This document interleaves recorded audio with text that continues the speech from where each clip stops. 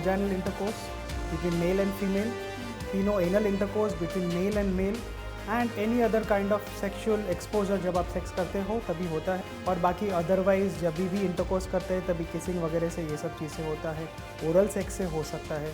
नमस्कार दोस्तों, मेरा नाम है शिप्रा और आप देख रहे हैं CNBC आवाज़। और आज हम बात करने वाले हैं STDs के बारे में, जिसे सेक्सुअली ट्रांसमिटेड डिजीज़ भी कहा जाता है। इसे सेक्सुअली ट्रांसमिटेड इन्फेक्शन भी कहा जाता है, और ये एक ऐसा टॉपिक है जो काफ़ी कंट्रोवर्शियल भी है, साथ ही में हेजिटेशन ज़रूर आती है जब इस टॉपिक के बारे में बात करते हैं। आज हम बात करने वाले हैं हमारे एक्सपर्ट के साथ, जो आपको बताएंगे STDs के बारे में, और वो बताएंगे कि क्या जनरली होता है, STDs होते क्या हैं, उनके सिम्टम्स क्या हैं, अगर आपके पास सिम्टम्स नहीं है तो भी क्या बीमारी है या कि नहीं। तो आज जो हमारे हेल्थ एक्सपर्ट हमारे साथ हैं उनका नाम है डॉक्टर सोनी मेहता, और वो एक यूरोलॉजिस्ट हैं, और आई होप आप हमारे सारे क्वेश्चंस के आंसर दें और दर्शक आपसे ज़्यादा और भी सवाल पूछ पाएँ आगे के लिए, और आपको ये बताएंगे कि जो STDs है उसका बेसिक क्या है, किस तरह से होते हैं, क्या इसके सिम्टम्स हैं, क्या इसके सिम्टम्स सिवियर हैं या नहीं हैं, कि अगर ये हो जाते हैं STD और सिम्टम्स नहीं दिखाई देते हैं तो भी आपकी कंडीशंस क्या बनती हैं, साथ में इसकी वैक्सीन्स कोई है अवेलेबल या नहीं है, या इसमें फर्टिलिटी रेट किस तरह से बढ़ता है, आगे जाता है या नहीं जाता है। ऐसे बहुत सारे सवाल हैं जिनका आंसर जो हैं आज हम अपने हेल्थ एक्सपर्ट से लेने वाले हैं। हमारे हेल्थ एक्सपर्ट काफ़ी ज़्यादा कॉन्फिडेंट दिख रहे हैं, एंड आई थिंक हमारे सारे क्वेश्चंस का आंसर हमें मिलने वाला है।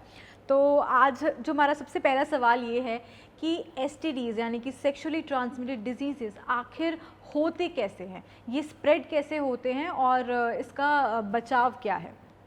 Thank you for the question. Hello everyone. बहुत ही अच्छा सवाल है। जनरली जब तक हमको पता नहीं रहता है कि कहाँ से इन्फेक्शन आएगा तब तक हम लोग उसके हिसाब से प्रिकॉशन नहीं ले पाते हैं। तो मोस्ट इम्पॉर्टेंट यहाँ पे ये होता है, first and foremost sexually transmitted disease जो होते हैं वो first and foremost commonly as the name suggest sex की वजह से ही होते हैं, तो इसलिए प्रोटेक्शन लेना बहुत ज़रूरी है।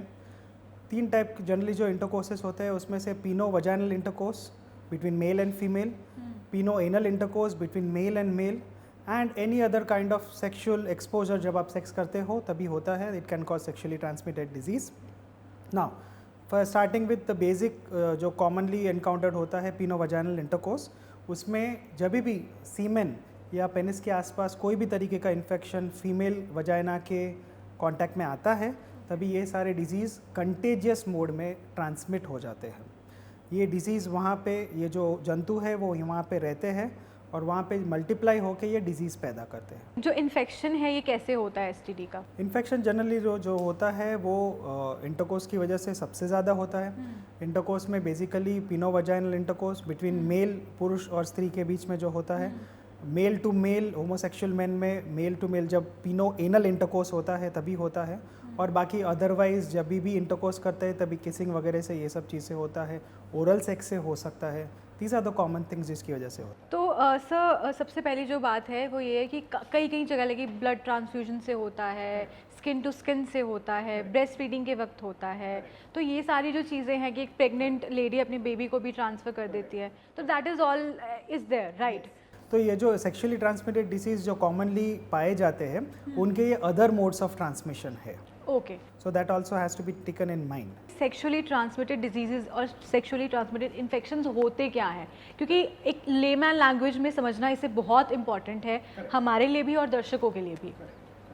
जनरली जो सेक्सुअली ट्रांसमिटेड डिजीज़ होते हैं उसको मैं किसी भी पेशेंट को समझाते वक्त 2 चीज़ में डिवाइड करता हूँ। एक होते हैं वायरल इन्फेक्शंस जो वायरस की वजह से होता है, और एक होते हैं बैक्टीरियल इन्फेक्शन और पैरासाइटिक इन्फेक्शन।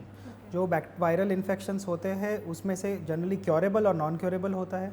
क्योरेबल में आपका जो कुछ डिजीज़ होते हैं these are partially curable. So commonest जो हम लोग एनकाउंटर होते हैं, very popular one is HIV, human immunodeficiency virus जो रहता है।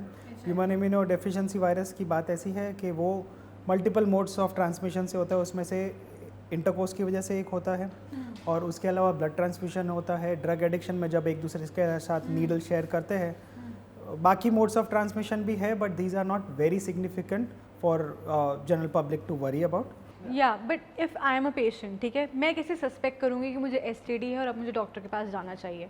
तो बेसिक कौन से सिम्टम्स हैं जो एक्चुअली में आपको कंपेल करेंगे कि हाँ एसटीडी, आपको एसटीडी शायद हो सकता है, माइट बी पॉसिबल, डॉक्टर के पास जाना चाहिए?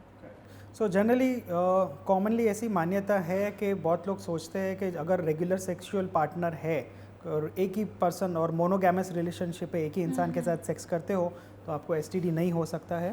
That is not true exactly. बहुत सारे लोगों को अदरवाइज भी इन्फेक्शन होते हैं जो सेक्सुअली ट्रांसमिटेड होते हैं, for example fungal infection. So to start with in men, कभी भी आपको अगर कोई भी तरीके का यूरिन में बर्निंग सेंसेशन है, जलन है, यूरिन में बार बार जाना पड़ता है, यूरिनरी पेनिस के टिप में कोई भी लाल एरिया है, रेडनेस है, आपको कोई भी तरीके का डिस्चार्ज आ रहा है, स्पेशली ऑफ वाइट या क्रीमी डिस्चार्ज आ रहा है, और या तो फिर कोई भी यूरिनरी सिम्टम्स है, तो उसकी वजह होते हुए हम लोग सस्पेक्ट कर सकते हैं कि आपको सेक्सुअली ट्रांसमिटेड डिसीज़ है। Other than the penis, the area around it, उसके आजू बाजू का जो एरिया है, उस एरिया में कोई भी तरीके का आपको रेडनेस, कोई भी तरीके का आपको वेसिकल या पिंपल या छोटा सा ऐसा कुछ दिखे जो आपको स्पेसिफिकली सेक्स करने के बाद आया हो, तो डेफिनेटली एक चेकअप तो करना ही चाहिए, because that can be a start. Checkup की बात में आती हूँ, जिस तरह से आपने कहा, तो जनरली अगर हम मैन और वुमेन ना देखें, ये पार्टीशन ना देखें, तो जनरली कौन से चेकअप या टेस्ट जो हैं हमें करवाने चाहिए कि हम पता लगा सकें कि एसटीडी है? As far as males are concern, पुरुषों में सबसे पहले जब हम लोग सबसे पहले एक यूरिन टेस्ट कराते हैं जिसमें वी आइडेंटिफाई कि उसमें कोई तरीके का पस सेल्स है क्या, जिससे कोई तरीके की इन्फेक्शन का पता चलता है। उसके अलावा अगर पेनिस में से कोई तरीके का डिस्चार्ज आता है, कुछ तो लिक्विड बाहर आता है, तो उसका हम लोग एक स्मेयर कर सकते हैं। उसके अलावा ब्लड टेस्ट होते हैं, ब्लड टेस्ट में कुछ दिनों के बाद ब्लड में एंटीबॉडीज़ होते हैं, उसके अगेंस्ट इम्यूनिटी जो अपना रहता है वो उसको फाइट करने लगता है। So these are the things generally जो हम लोग टेस्टिंग करते हैं। उसके हिसाब से ब्लड, यूरिन और कोई भी तरीके का डिस्चार्ज जो पेनिस में से आता है, उतने टेस्ट हम लोग करते हैं। प्लस मोस्ट इंपॉर्टेंट फिजिकली तो एक बार चेक करना ही होता है। ओके, फिजिकली चेक करना होता है। तो आपको पता होना चाहिए कि जो 3 टेस्ट हैं वो है यूरिन टेस्ट, ब्लड टेस्ट और फिजिकल टेस्ट, जो आपको ये बताएंगे कि आपके जो सिम्टम्स हैं वो एसटीडी के अंडर पैरामीटर में आ भी रहे हैं या नहीं आ रहे हैं। बट इसके साथ ये भी है कि अगर किसी इंसान को एसटीडी होता है, अब उसको डॉक्टर से पता चल गया कि एसटीडी हो गया है, तब उसके बाद वो अपने सेक्शुअल पार्टनर को कैसे बताएगा, कैसे अप्रोच करेगा? It's very important. Now the thing is, अगर वो इंसान आपके कांटेक्ट में है तो उस इंसान को क्लियरली जाके ऑनेस्टली सच बताना चाहिए कि मुझे ये चीज़ से डायग्नोज हुआ है और डॉक्टर ने मुझे बताया है कि आपका भी अगर चेकअप करोगे तो it will be a good idea. क्यों? क्योंकि ये वापस से आगे स्प्रेड ना हो, और अगर मेरा ट्रीटमेंट हो जाता है और मैं आपके साथ फिर से सेक्स करता हूँ तो मुझे ये इन्फेक्शन वापस नहीं आए। तो ये 2 चीज़ इंपॉर्टेंट के होते हुए क्लियरली अगर सच बताते हैं तो दे विल एक्सेप्ट इट, और वो अपने बारे में भी पॉजिटिव सोच के उसका टेस्ट कराएंगे, मेल रहे फीमेल रहे, दोनों साइड से। तो कई बार ऐसा होता है कि सिम्टम्स नहीं है फिर भी एसटीडी हो गया। पॉसिबल होता है। सिम्टम्स नहीं होने के बावजूद 2 चीज़ होती है कोई भी इन्फेक्शन जो बॉडी में होता है। एक होता है इन्फेस्टेशन, दूसरा होता है इन्फेक्शन। इन्फेस्टेशन मतलब बॉडी में वो जंतु है but their population is restricted, उनके टेस्ट पॉजिटिव आते हैं। और एक होता है इन्फेक्शन जिसमें वो बॉडी के अंदर जाके बॉडी का रिएक्शन चालू करता है, तो that is not as infection. तो इन्फेक्शन में जनरली पस सेल्स आने लगते हैं, डिस्चार्ज आने लगता है। तो ये जो रहते हैं इन्फेस्टेशन वाला जो पॉपुलेशन है, उनमें कैपेसिटी होती है दूसरों को इन्फेक्ट करने के लिए। So that's why regular screening is important, specially अगर आप पॉलीगैमस रिलेशनशिप में हो, आपके मल्टीपल सेक्सुअल पार्टनर्स है, तो ये स्क्रीनिंग करना बहुत ज़रूरी है।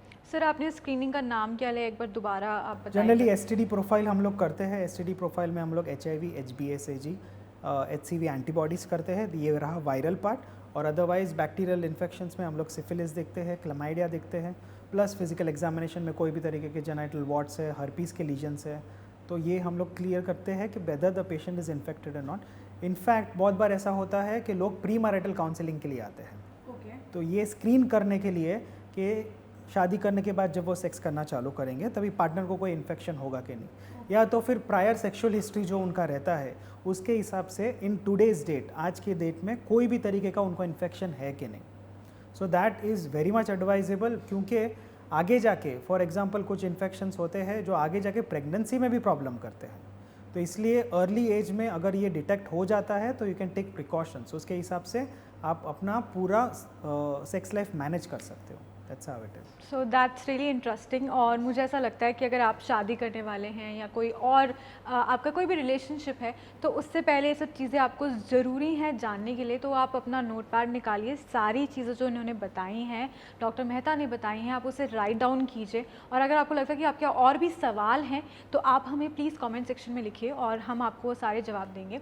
और ये था हमारा जनरल व्यू, जनरल इंटरव्यू, जहाँ पे हमने बात की थी एसटीडीज़ के बारे में।